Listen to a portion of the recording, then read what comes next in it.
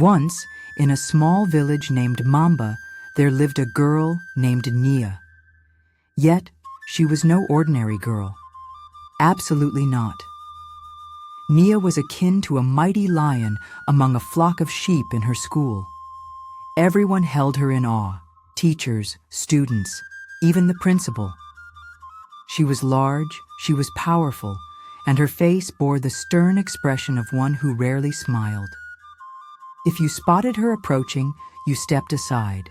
If she took a seat next to you, you dared not breathe loudly. No one desired to be on her wrong side, for Nia neither forgave nor forgot. Nia differed from her peers. She was older, significantly so. While others were 16 or 17, Nia was already 21. She had repeated classes 5 times, but it didn't bother her. People referred to her as the school's mommy, due to her adult-like presence among children. However, she didn't behave like an adult. Oh no, Nia was untamed. She attended school at her leisure, slept in class as if it were her bedroom. Never. Completed homework, and if a teacher questioned her, she would yawn in their face as if they were wasting her time. No one could rein her in, not the teachers, not the principal, not even the village elders. She was like an unstoppable storm, and the most troubling part was that she thrived on chaos. If there was peace, Nia would disrupt it. If there was silence, she would create noise. If you glanced at her the wrong way, a fight would ensue. One day, a teacher instructed her, "Nia, sit properly." She turned to him, her eyes cold. "Do you want me to sit on your head?" The class gasped, and the teacher sighed, walking away. It was wiser to ignore her than to engage in a battle he was sure to lose. Even the principal had resigned himself to the situation. "Just let her be," Mr. George said. "She will leave one day." But Nia had no intention of leaving, and in Agile Community School, everyone knew one thing. Wherever Nia was, trouble followed. And the most alarming part? Her story had barely begun. Long ago, before Nia became the school's terror, she was just another junior student. Stubborn, yes, but not yet feared. Then, one day, everything changed. That morning, Nia arrived late to school. The sun was high, and the other students were already in class. She sauntered in, chewing gum, swinging her arms as if she had all the time in the world. A senior student, Tay, stood by the school gate. He saw her, his eyes narrowing. "Nia, why are you just arriving?" Nia blew a bubble with her gum and popped it, offering no response. Tay frowned. He was one of the toughest seniors and had disciplined many students before. No one ever talked back to him. "Go and kneel down," he commanded. Nia didn't budge. Tay's face darkened. "Are you deaf?" He grabbed his cane and raised it. Before Nia could react, swoosh, the cane struck her back. The school fell silent. Kofi flogged her again. Swoosh. "You think you're special," he sneered. Some students shifted uncomfortably. They knew Nia from the village, her story, her ways, and they knew Tay had just made the gravest mistake of his life. "Senior Tay, please leave her," one boy whispered. "She is not someone you should punish," another girl warned. Kofi laughed. "I will teach her a lesson," he declared. He bragged, "Let her do her worst." He did not stop. He made her cut grass under the hot sun. She worked for hours, her hands blistering, her face covered in sweat. But Nia did not cry. She did not beg. She did not even look at Tay for too long. Nia only glanced at him, her voice quiet like the wind before a storm. "Be prepared," she said, "and do not run home after closing." Kofi only laughed again. He thought she was joking. But Nia never joked. When school closed, students hurried home, but Nia did not leave. She waited outside the gate, standing under a mango tree, her arms crossed. Kofi strolled out, whistling and laughing with his friends.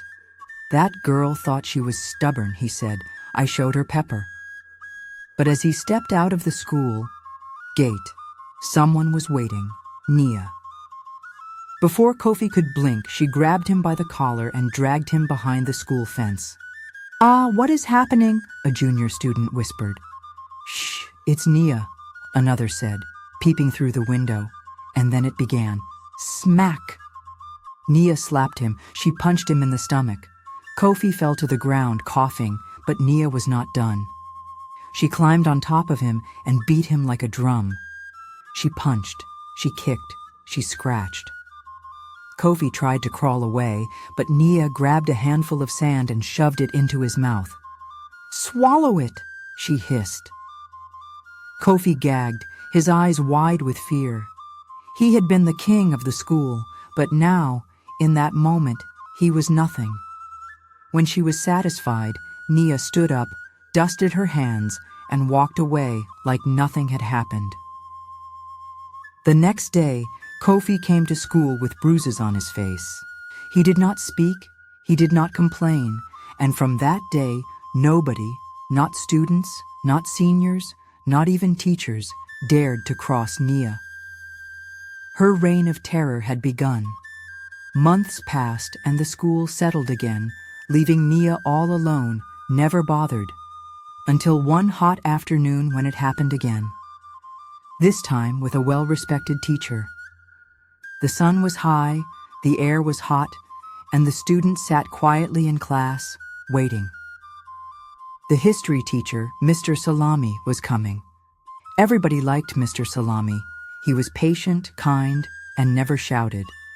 But that day, something happened that had never happened before. At the back of the class, Nia was eating, not small food, no, a big plate of rice and chicken with stew dripping down the side. She ate like she was at home, licking her fingers, chewing loudly, and picking her teeth. The smell of the food filled the whole class. The students dared not talk. Nobody wanted to enter trouble, but they stole glances at each other, wondering what would happen next. Then Mr. Salami walked in. He stopped at the door. He saw Nia. He saw the food. His face changed. "Nia," he called, his voice calm. "Can you keep your food for later?" Nia did not answer. She picked a piece of chicken, crunched the bone, and kept chewing. The class held their breath. Mr. Salami took a deep breath. He was still calm. "Nia," I said, "stop eating." Nia licked her fingers. She wiped her mouth with the back of her hand and looked up at him like he was disturbing her. Then she did something that made everybody freeze. She picked up a chicken bone and threw it. The bone struck Mr. Salami's chest, splattering oil from the food onto his white shirt. The class gasped. No one had ever done such a thing before. Mr. Salami's patience snapped, his face darkened, and his hand clenched. "Nia, come outside now," he commanded, his voice no longer calm. Nia rose slowly, picking up her plate of rice. Everyone thought she might drop it or set it aside, but no. She walked straight to the front of the class, stood before Mr. Salami, and poured the entire plate of food over his head. The class screamed as rice covered his face, chicken bones fell to the ground, and red stew dripped down his neck like palm oil on a goat's back. Mr. Salami stood frozen, and the students held their breath. Silence filled the room, then chaos erupted. The class screamed again as Mr. Salami lost control, his hand striking Nia's cheek with a resounding slap. But Nia did not cry. She merely touched her face and stared at him with cold eyes. "Don't try this again, ever in your life," she warned. Mr. Salami grew even angrier. "And what will you do? Slap me back?" he challenged, raising his hand to hit her again. That was his mistake. Before his palm could land, Nia caught his wrist mid-air, then, bam, she punched him. She grabbed a chair and swung it at him. Crash, it hit his shoulder, sending him staggering backward until he fell. Nia pounced on him, punching, kicking, and fighting like a wild animal. Students ran to the corners of the classroom. Some fled outside. No one dared to intervene. By the time other teachers rushed in, Mr. Salami was bleeding, his white shirt now red. Nia sat on his back, still beating him. The teachers pulled her off and carried Mr. Salami, rushing him to the hospital. That day, something shifted. Teachers whispered, students trembled. Nia had beaten a teacher, and nothing in Agile Community School would ever be the same. The school was quiet, too quiet, for 2 whole days. No one saw Mr. Salami. His seat in the staff room was empty, his house locked, and his bicycle gone. Students whispered, teachers murmured, and even Principal Mr. George was confused. "Where is Mr. Salami?" a teacher asked, but no one had an answer. Some said he was still in the hospital, too weak to move. Others claimed he had packed his bags and left the village in shame. A few even believed he had gone to the city to start a new life, far from the girl who had humiliated him. One thing was clear: Nia had broken him. He was the teacher who never shouted, never raised his voice, and was patient with everyone. But Nia had ended that. Students in the class where it happened still talked about that day. "I saw blood on his shirt," one boy whispered. "I saw his eyes roll back," another girl said. "He fell like a tree," someone added, shivering at the memory. Fear spread among the teachers as they gathered in the staff room, their voices low. "This girl is dangerous," one muttered. "If she can beat a teacher, then who is next?" another asked. "We must do. Something must be done before she kills someone," an older teacher whispered. Even the principal, Mr. Kwame, rubbed his head in frustration. He had encountered many stubborn students before, but never someone like Nia. Thus, the school waited to see if Mr. George would ever return, waited to see what Nia would do next. But Mr. George never came back. The classroom where it happened felt haunted. His chair remained empty, his books gathered dust.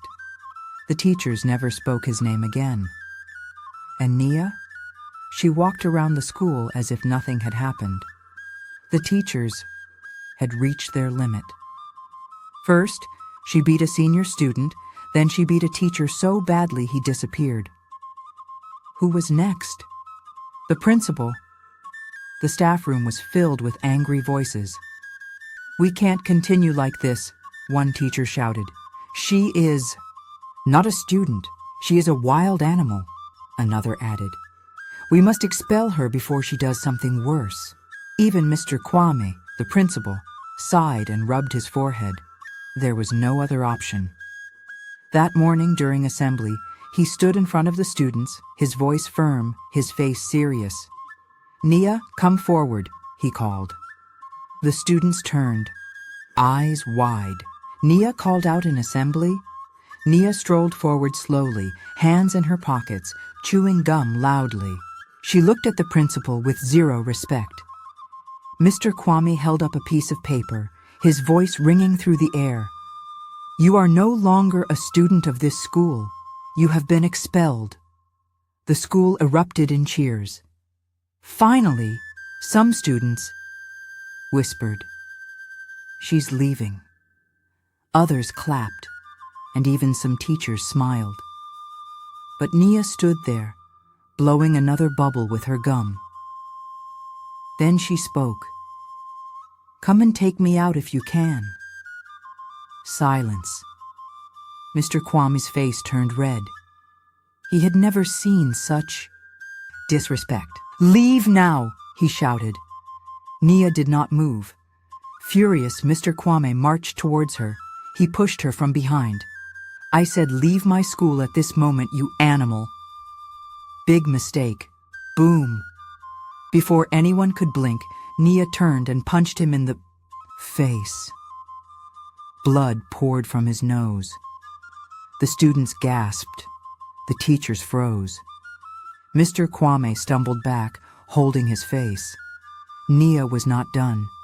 She grabbed the expulsion letter, tore it into tiny pieces, and threw it at him. "You can't send me away," she said. Before anyone could stop her, bash! She kicked his jaw. 2 of his teeth flew out. "Ah!" the students screamed. The teachers ran, the students scattered. The principal fell to the ground unconscious. Nia dusted her hands and walked away. The next week, 5 teachers resigned. The school was in chaos. The principal was in the hospital, missing 2 teeth. 5 teachers had resigned. The students walked around in fear, whispering Nia's name like a curse. Something had to be done. That morning, 4 male teachers gathered in the staff room. They were the strongest in the school. One was Mr. At, the PE teacher, with arms as big as yam tubers. One was Mr. Hassan, the mathematics teacher, who once fought off thieves in his compound. One was Mr. Obi, the chemistry teacher, who lifted big water drums like they were feathers. And the last was Mr. Fay, the discipline master, who was feared for his... "We must stop her today," one teacher declared, cracking his knuckles. "We'll teach her a lesson she'll never forget," another added. "We are 4 men, she is just 1 girl," the last one scoffed. They picked up their canes and marched to Nia's classroom. Inside, the students fell silent the moment they saw the teachers enter. They sensed something bad was about to happen. One teacher stepped forward. "Nia, stand up and follow us." Nia, sitting at the back, didn't even glance at him. She tore a page from her book, rolled it into a ball, and threw it at his face. The class gasped. Another teacher stepped forward. "Nia, don't try us today. Come outside now." Nia stretched. Her legs yawned and leaned back. "I'm not going anywhere," she said lazily. The biggest teacher in the group turned to the class. "Everybody, move back." The students jumped from their seats and pressed themselves against the walls. No one wanted to be near what was about to happen. The teachers surrounded Nia. Then the first teacher grabbed her wrist. Big mistake. Bam. Nia twisted his arm and elbowed him in the stomach. Wham! She grabbed the desk and swung it at the second teacher, who crashed into the blackboard. The third teacher tried to hold her down, but Nia kicked his legs from under him. He hit the floor, groaning in pain. Now only one teacher remained. He looked at his fallen colleagues, then at Nia, and stepped back. "This girl is not normal," he whispered. But Nia wasn't done. She picked up a broken chair and charged at him. Crack! The chair split in two on his back, and he fell forward, his face hitting the ground. The class was silent. All four teachers lay on the floor, groaning. Chairs were broken and blood was on the floor. Nia wiped her hands and walked back to her seat. The students stared at her in horror. That evening, the whole village talked about it. "That girl is cursed," one elder whispered. "She is not normal," another agreed. Nobody had ever seen one girl fight 4 men and win. From that day forward, no teacher in Agilet Community School ever dared to touch Nia again. Everyone in Agilet Village feared Nia. They said she was possessed, that she had the strength of 10 men, that she was not normal, but nobody knew her. Story.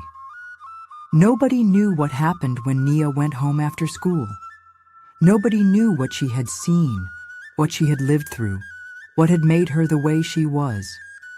Nia's house was not a home, it was a battlefield. Her father was a drunkard and a gambler. He wasted money, shouted at everyone, and spent most nights lying in the gutter like a useless man. Her mother was a prostitute, leaving the house at night dressed in short skirts, searching for men to pay her for what was supposed to be free. And every single night, without fail, they fought. Plates shattered, chairs broke, and curses filled the air. Sometimes, Nia's father would slap her mother until her face swelled. Other times, her mother would stab him with a broken bottle. Blood, shouting, screaming, crying. That was the music Nia grew up hearing. There was no love in that house, no peace, no kindness, just war. And when a child grows up in war, they become a soldier. Nia learned to fight before she learned to write. She learned to shout before she learned to read. She learned to survive before she learned to live. One day, when she was 12, she tried to stop them. "Baba, stop!" she cried, holding his arm. But Baba slapped her so hard she fell. That was the day Nia stopped crying. That was the day Nia became stone. She never cried again. She never begged again. She never feared anyone again. She learned how to fight. She learned that in this world, only the strong survive. If her father could hit her mother, if her mother could throw a knife at her father, if love did not exist in her house, then why should she listen to any teacher? Why should she fear any student? Her home was a war zone, so she carried that. War everywhere she went, to school, to the classroom, to the teachers, to the principal. She fought because fighting was all she knew. She destroyed because that was all she saw. Nia was not just a girl full of anger. Nia was a girl raised in fire, and now she had become fire herself. Nobody in Agilet village knew the truth. They only saw the monster. They never asked who or what created it. Then one morning, something different happened. The school compound was filled with soldiers. Their boots pounded the ground, their voices boomed like thunder, their eyes were sharp, watching everything. It was Corps Orientation Day. A new batch of Corps members had arrived, and the soldiers had come to train them. One of the new Corps members was Uchi. He was young, kind, and full of hope. He had heard about the school's troubles but did not know about Nia, not yet. The students stood in neat lines, the teachers stood beside them, and the national anthem began to play. Everybody stood straight, everybody sang, everybody showed respect, but then, like a slow-moving storm, Nia walked into the school compound late, chewing gum, swinging her arms like she owned the place. She did not stop, she did not stand, she did not even look at the flag. She just walked past everybody like the anthem meant nothing. The students held their breath, the soldiers noticed. When the anthem ended, one of the soldiers stepped forward. He was tall, he was strong, his face was like carved stone. "You!" he called, pointing at Nia. Nia stopped, her gum popping loudly. "What now?" she muttered. The students shivered. Did this girl have no fear? The soldier's face remained calm. "Since you don't respect the anthem, recite it for everyone," he commanded. The students gasped. Nia recite the anthem? That would be a miracle. Nia's face darkened. She did not like being ordered around. "I don't have time for this," she said, turning to leave. "Come here," the soldier repeated, pulling her hand, his voice sharper. Then something inside Nia snapped.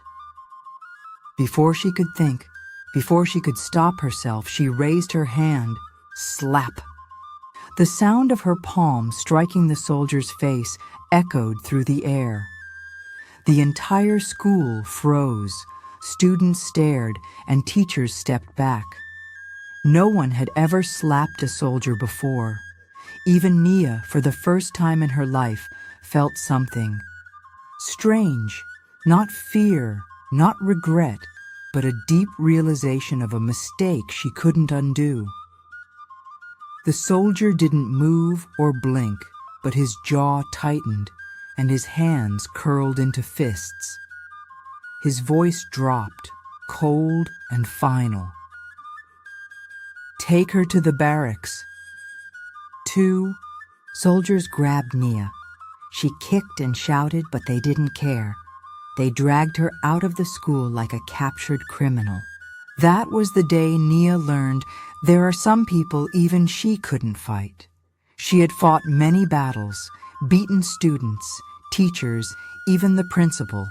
But this time, she had made a grave mistake. She had slapped a soldier, and now they had dragged her to the barracks. From the moment she arrived, the punishment began. "Lie down," a soldier barked. Nia didn't move. A whip struck her back. She gritted her teeth and obeyed. "Roll in the mud." Nia clenched her fist. The thick black mud smelled awful, sticky and slimy. "Move!" She rolled again and again. "Now crawl." She looked up, barbed wire, sharp and deadly. She had to crawl under it. Nia's heart pounded, but she knew refusing wasn't an option. She went down on her belly. The rough stones beneath scratched her skin. The sharp wire above scraped her back. She crawled forward until her knees bled, her arms shook, and her body screamed. But the soldiers weren't done. They made her carry heavy bags of sand on her head, squat until her legs felt like fire, and run in circles until she fell to the ground, gasping for air. On the first day, she fought back, shouted, and cursed. On the second day, her voice weakened, her body slowed. By the third day, she could barely move. For the first time in her life, Nia felt small. Then Uchi stepped in, the young corps member posted to her school who had watched everything unfold. He saw her lying on the ground, her body covered in dirt, her face swollen with pain. "She is just a girl. Forgive her, sir," he pleaded. "She has learned her lesson and won't try such a thing again." The soldiers laughed. "A girl that slaps. A soldier should face the consequences," one scoffed. But Uchi didn't stop. "I believe she can change. She just needs someone to show her how." The commander narrowed his eyes. "If we let her go and she misbehaves again, we won't be soft." Uchi nodded. "She won't. I will take care of her." The commander waved his hand. "Fine, take her. But if she dares make this type of mistake again, you both will be in trouble." And just like that, Nia was free, but she wasn't the same. She could barely stand or speak. The fire in her eyes was dim. Uchi placed a gentle hand on her shoulder. "You can be great, Nia. I believe in you." But would Nia change? Could Uchi really help her? Or would he also face Nia's wrath? Subscribe and join us in part 2 to find out what happened next. Thank you. I hope you found the story enjoyable. If you did, be sure to hit the like button, share your thoughts on the lesson from this tale, and remember to subscribe to the channel for more captivating stories like this. Thank you.